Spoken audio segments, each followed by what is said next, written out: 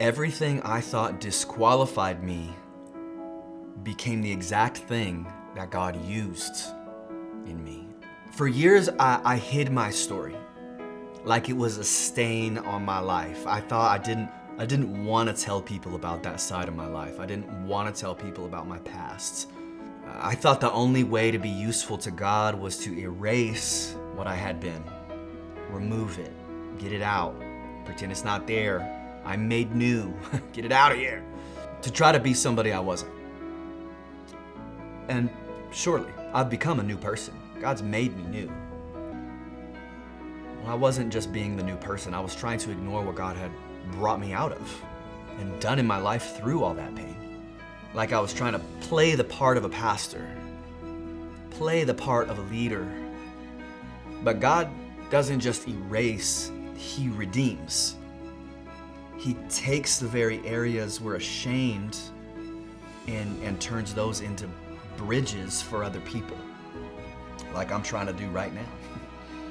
When I finally started sharing openly and honestly about my addiction story, about failing, about starting over, I watched walls come down in people's lives. People really, surprised.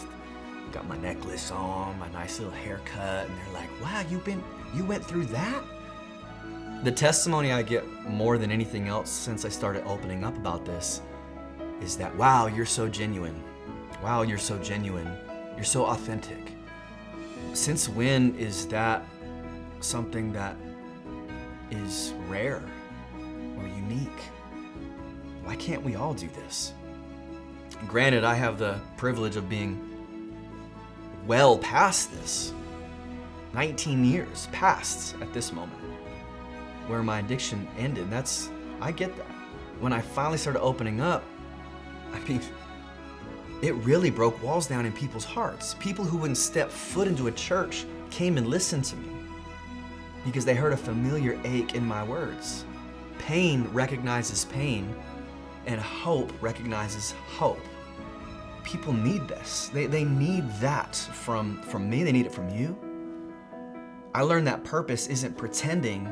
Purpose is permission to be real so others can be real. Permission to be in process so others can believe God works in your process. My scars stopped being something to hide, and they became the reason I knew I could help people.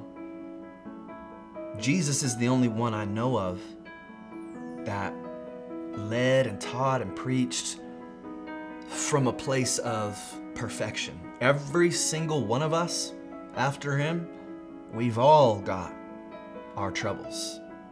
And we can either choose to let those be a light, let those be a source of authenticity and relating to others, or we could try to hide them and elevate ourselves and pretend like we're above that. Who does that help, really? It helps our self-image, that's it. If you're wondering whether your past has ruined your future, hear me in this. God wastes nothing. The tears that you cry can water someone else's desert. You ever heard that? Well, it's true, I believe it. The dark room that you escaped can be a map for someone trying to get out of that same door. Your story, told truthfully, might be the sermon someone will actually hear before they hear mine. Mr. Preacher Guy. Listen, your greatest gift often grows from your deepest wounds. Don't bury what God intends to bloom in you. So I ask you this favor. Share this with somebody who needs to know their pain can have a purpose. Share this with someone who needs the hope that I've found, that you found, and I pray that you find it too. God bless.